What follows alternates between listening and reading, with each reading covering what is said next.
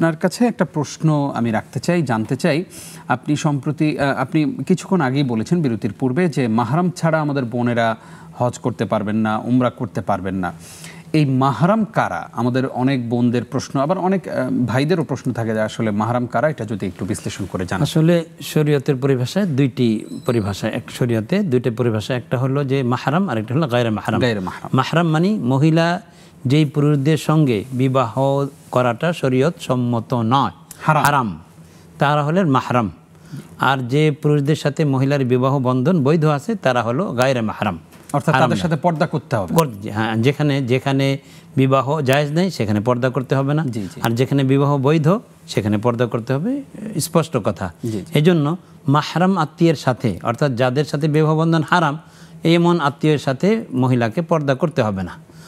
আবার যেই আত্মীয় স্বজনদের সাথে আপনার বিবাহ বন্ধন বৈধ আছে তারা গায়রে মাহরাম, সুতরাং তাদের সাথে পর্দা রক্ষা করতে হবে। এজন্য শরীয়ত একথা বলে যে মাহরাম আত্মীয় স্বজন অথবা স্বামী ছাড়া কোনো মহিলা সফর করতে পারবে না। হজের প্রশ্নে যে একজন মহিলার টাকা আছে কিন্তু তার সঙ্গে মহিলার শুধু এককভাবে টাকা থাকলেই হবে না। মহিলার হজ ফরজ হওয়ার জন্য ফতোয়ার কিতাবে স্পষ্ট আছে যে তাকে দুইজনের টাকা জোগাড় করতে হবে বা থাকতে হবে। একজন নিজের সিঙ্গেল, আর একটা হলো মাহরাম হিসেবে মাহরামের টাকাও তাকে জোগাড় করতে হবে।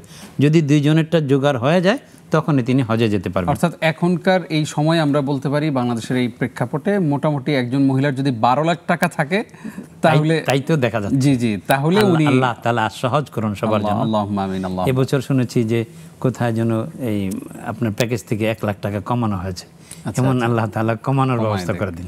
জি, আল্লাহুম্মা আমিন।